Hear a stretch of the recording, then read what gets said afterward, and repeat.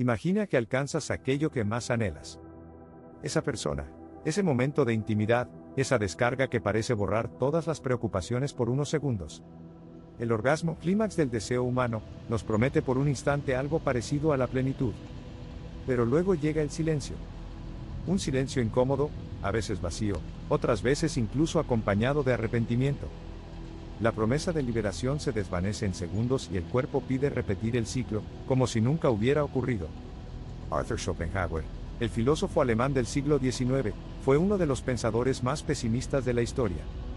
Su visión sobre el deseo sexual era demoledora, lo veía como una fuerza ciega, irracional, que nos esclaviza. Según él, la vida humana está dominada por la voluntad de vivir, un impulso que se expresa principalmente en el sexo, porque asegura la continuidad de la especie. Para Schopenhauer, el orgasmo no es liberación, sino una trampa que nos ata a esa voluntad. Lo que sentimos como placer no es más que el cebo de una maquinaria biológica que busca perpetuarse. El orgasmo, dice Schopenhauer, no nos libera. Nos encadena. Porque en el momento en que creemos haber alcanzado la satisfacción final, descubrimos que no era final. Que el deseo se reinicia, que la insatisfacción regresa, que volvemos al mismo punto. En su visión, el sexo no es la celebración de la vida, sino la prueba más brutal de que somos esclavos de algo que no controlamos. Este documental explora esa trampa, por qué el deseo nunca se sacia, por qué el orgasmo es un espejismo, y cómo entender esa visión puede transformar la manera en que vemos el amor, el sexo y nuestra propia existencia. La voluntad de vivir y el deseo sexual. Para comprender la brutalidad con la que Schopenhauer describe el orgasmo, hay que entender primero su concepto central, la voluntad de vivir. Para él, la vida no está guiada por la razón, ni por la moral, ni siquiera por la búsqueda de felicidad. Todo eso son adornos. En lo más profundo, lo que nos mueve es un impulso irracional, inconsciente, que nos obliga a existir, a reproducirnos, a seguir empujando la rueda de la especie aunque nuestra conciencia sufra en el proceso. Este impulso, la voluntad, es ciego. No se detiene a preguntar si vale la pena. No reflexiona sobre la calidad de la vida que perpetúa. No se interesa en tus planes, tus proyectos o tus sueños. Su único fin es continuar, multiplicarse, expandirse sin sentido ni dirección. Y el vehículo más claro de esa fuerza es el deseo sexual. Cada atracción, cada fantasía, cada impulso erótico es, en la visión de Schopenhauer, la voluntad disfrazada, manipulándonos para que cumplamos con su propósito. Por eso, el sexo y, en especial, el orgasmo, son momentos de engaño. Nos hacen sentir que el deseo es personal, íntimo, libre. Creemos que buscamos placer, amor, pasión. Pero en realidad, somos marionetas de algo más grande y más cruel. El orgasmo es un truco, la recompensa mínima que la voluntad nos concede para asegurarse de que sigamos repitiendo el ciclo. La naturaleza nos engaña con unos segundos de éxtasis para mantenernos en el juego.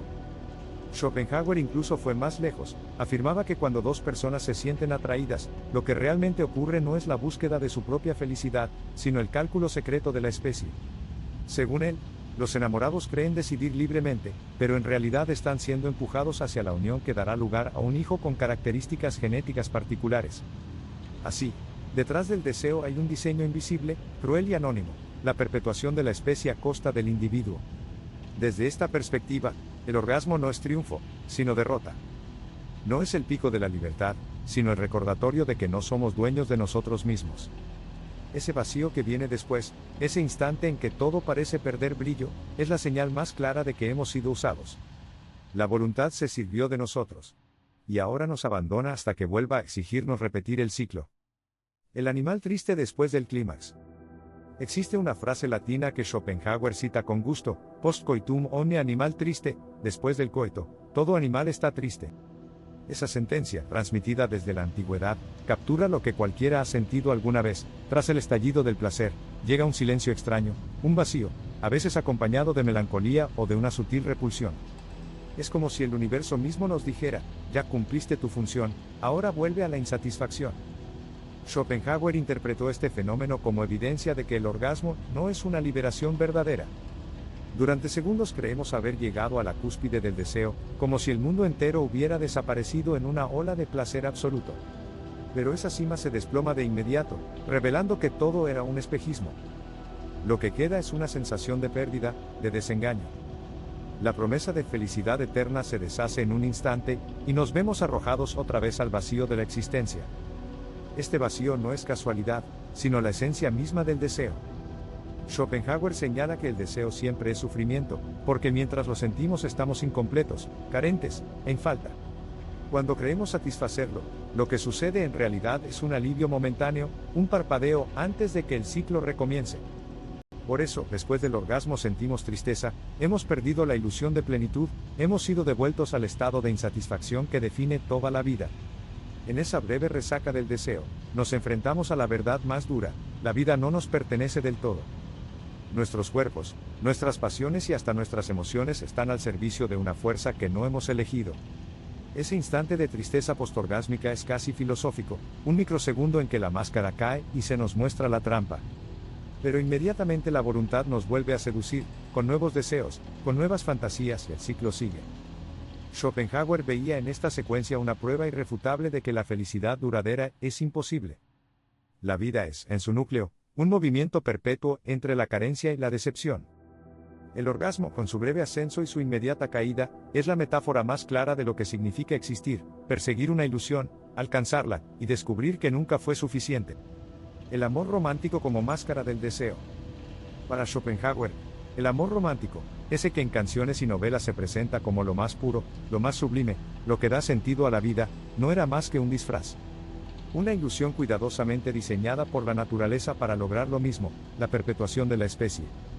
Lo que llamamos enamoramiento no es más que el deseo sexual pintado de colores brillantes, envuelto en promesas de eternidad, fidelidad y felicidad. Él afirmaba que cuando alguien se enamora no está pensando en su propia dicha, aunque así lo crea. En realidad, el enamorado está obedeciendo a un plan biológico inconsciente que busca la combinación genética más óptima. La atracción, esa fuerza que sentimos irresistible, es para Schopenhauer una especie de cálculo oculto. Los cuerpos, sin que lo sepamos, eligen lo que dará la mejor oportunidad a la descendencia. Por eso, muchas veces nos sentimos atraídos por personas que no encajan con nuestra razón o nuestros ideales, pero que despiertan algo visceral. Es la voluntad moviendo sus piezas en el tablero. Esto convierte al amor en una trampa aún más peligrosa que el deseo sexual simple. Porque el orgasmo, al menos, muestra su vacío enseguida. Pero el enamoramiento puede atraparnos durante meses, años, incluso una vida entera. Creemos que estamos persiguiendo la felicidad, cuando en realidad estamos sirviendo a esa fuerza impersonal que quiere reproducirse. Y aquí está lo más cruel. Schopenhauer decía que la naturaleza es indiferente a la suerte de los padres una vez que el hijo nace. El éxtasis de la unión se paga con la carga de la responsabilidad, el sufrimiento de la convivencia, las tensiones del desencanto. La especie logró lo que quería: continuidad. Pero el individuo queda atrapado en el desengaño. El amor, en esta visión, no es más que un anzuelo con cebo. La idea suena oscura, casi nihilista, pero tiene un poder inquietante porque explica fenómenos universales: la obsesión por la pareja, la ceguera que sentimos en el enamoramiento, la facilidad con que el deseo puede hacernos ignorar la razón. Todo encaja si entendemos que lo que llamamos romance es simplemente la máscara poética de un mecanismo biológico. Seducción, deseo y el vacío que regresa. Si el amor romántico es una máscara y el orgasmo una trampa, la seducción es el ritual que mantiene en marcha toda esta maquinaria. Desde miradas furtivas hasta conversaciones calculadas, desde gestos de ternura hasta juegos de poder, la seducción es el lenguaje en que la voluntad se expresa para llevarnos hacia el acto reproductivo. Pero lo fascinante y perturbador es que en el fondo, nada de eso nos pertenece del todo. El hombre que viste con elegancia, la mujer que modula su voz para atraer, el adolescente que imita los patrones de sus ídolos para verse deseable, todos ellos son instrumentos de esa fuerza irracional. La voluntad se disfraza de yo quiero cuando en realidad es un tienes que. Y en el centro de esa danza, el orgasmo vuelve a aparecer como el premio que nos mantiene bailando. Aquí se revela lo más cruel: ninguna seducción es definitiva. Por más intensa que sea la conquista, por más ardiente que sea la entrega, después del clímax llega el mismo vacío. Lo que parecía una victoria absoluta se convierte en humo. Y entonces el ciclo vuelve a comenzar: otra seducción, otro deseo, otra promesa. Schopenhauer lo describe como un péndulo entre el dolor de no tener lo que queremos y el aburrimiento de tenerlo. Esto conecta directamente con la experiencia moderna. Piensa en el consumo infinito de imágenes sexuales en Internet, en las apps de citas que ofrecen parejas infinitas, en la música y las series que glorifican la pasión romántica. Todo parece diseñarse para intensificar ese ciclo: deseo, clímax, vacío, repetición. La voluntad encontró nuevas herramientas, pero sigue siendo la misma fuerza. Lo interesante es que, a pesar de su visión pesimista, Schopenhauer no solo denunció esta trampa, también ofreció caminos de escape. Aunque sabía que nunca podríamos librarnos completamente de la voluntad, proponía actitudes que podían suavizar su dominio: el arte, la contemplación estética, la compasión, y en algunos casos extremos, la renuncia ascética. Pero antes de explorar esas salidas, hay que mirar de frente la jaula en la que estamos, la jaula del deseo insaciable. El deseo sexual como tragedia de la existencia. Para Schopenhauer, el deseo sexual no era un aspecto más de la vida, sino la encarnación perfecta de su tragedia. El ser humano no puede escapar de él, incluso cuando se abstiene, sigue sintiéndolo en forma de pulsión, de tentación, de lucha interna. Es como un río subterráneo que nunca deja de correr, aunque en la superficie intentemos ignorarlo. Y cada vez que cedemos, volvemos a comprobar el mismo patrón: intensidad, éxtasis, vacío. En su filosofía, el deseo es una trampa circular. Antes de alcanzarlo, sufrimos por lo que nos falta. Al obtenerlo, descubrimos que el placer es breve y efímero. Después, nos invade el tedio o la tristeza y el ciclo vuelve a comenzar. Schopenhauer veía en este ciclo la esencia de la vida misma. No se trata solo del deseo sexual, toda la existencia está marcada por la misma dinámica. Queremos dinero, poder, reconocimiento. Nos esforzamos, luchamos, alcanzamos metas. Y cuando por fin lo logramos, sentimos que no es suficiente. Entonces buscamos algo más, un nuevo objeto de deseo. Vivir es, en este sentido, un movimiento perpetuo de insatisfacción. El orgasmo es solo el ejemplo más radical y transparente de este mecanismo. Por eso lo tomaba como símbolo. En ese instante en que la euforia se desvanece y llega la tristeza, vemos un espejo de toda la vida humana, perseguimos algo con intensidad, lo alcanzamos y de inmediato descubrimos que no nos llenó. La vida es un carrusel donde nunca hay descanso, donde la ilusión de satisfacción solo sirve para mantenernos girando. Lo más brutal es que, para Schopenhauer, este ciclo no tiene propósito ni meta final. No existe un plan cósmico de felicidad, ni un destino grandioso para el individuo. Solo hay voluntad ciega empujando, como una fuerza sin sentido que nos usa y nos descarta. Esa idea convierte al deseo en tragedia. Estamos condenados a correr tras sombras que jamás se solidifican. Y aquí aparece la visión más oscura: si la vida entera es un reflejo del deseo sexual, entonces la existencia misma es insaciable, incompleta por definición. No hay victoria posible, solo intervalos entre un vacío y el siguiente. Vías de escape: arte, compasión y renuncia. Aunque suene como una condena sin salida, Schopenhauer no se limitó a diagnosticar el sufrimiento humano, también buscó grietas por donde escapar, aunque fueran momentáneas. El deseo nunca puede ser vencido del todo, decía, pero sí puede ser engañado, debilitado o suspendido. Y allí aparecen tres grandes caminos: el arte, la compasión y la renuncia. El arte es quizás el más accesible. Cuando contemplamos una sinfonía, una pintura, una tragedia griega o incluso un paisaje, entramos en un estado especial, dejamos de desear, dejamos de pensar en yo y nos convertimos en puro espectador. Por un instante, no buscamos nada, solo absorbemos lo que está frente a nosotros. Esa suspensión del querer es como un respiro en medio del torbellino, breve, pero profundamente liberador. El arte nos muestra cómo sería existir sin estar dominados por la voluntad. La compasión surge cuando dejamos de mirarnos como individuos aislados, y vemos que todos compartimos el mismo destino de sufrimiento. Reconocer que el otro también es arrastrado por la voluntad, y que también se enfrenta al vacío del deseo nos despierta una fraternidad silenciosa.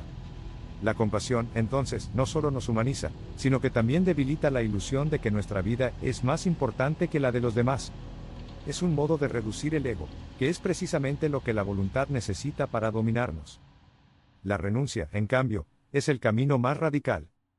Inspirado en el budismo y en el ascetismo cristiano, Schopenhauer veía, en la negación del deseo, la única posibilidad real de liberación duradera. No se trata solo de abstenerse del sexo, sino de apagar progresivamente todo impulso de posesión, de ambición, de placer. El asceta, para él, es el héroe trágico, alguien que, al comprender la trampa de la existencia, decide dejar de alimentar al monstruo. Pero aquí está la paradoja: esas vías no prometen felicidad eterna, sino alivio. Schopenhauer no nos engaña con utopías. El arte calma, pero el efecto se desvanece. La compasión suaviza, pero no destruye el ciclo. Y la renuncia exige una disciplina casi sobrehumana. Es decir, escapar de la trampa del deseo es posible, pero nunca sin costo. Conclusión. El eco del vacío. El orgasmo, ese instante al que la cultura le canta himnos y al que los cuerpos corren como si fuese la cumbre de la existencia, se revela en la filosofía de Schopenhauer como un espejismo. No es la cima, sino un recordatorio brutal de la condición humana. Lo que buscamos con desesperación, una vez alcanzado, se deshace en las manos y nos deja desnudos frente al vacío. La trampa del deseo no está en querer, sino en creer que el querer se saciará. El orgasmo es la metáfora perfecta de esta ironía. Lo anhelamos con tal fuerza que nos parece vida o muerte, pero cuando llega, apenas dura unos segundos antes de disolverse en un silencio incómodo, en un cansancio que nos empuja a repetir la búsqueda. Así vivimos, de deseo en deseo, como náufragos que beben agua salada pensando que calmará su sed. Y aún así, hay belleza en esta tragedia. Porque el vacío no solo hiere, también despierta.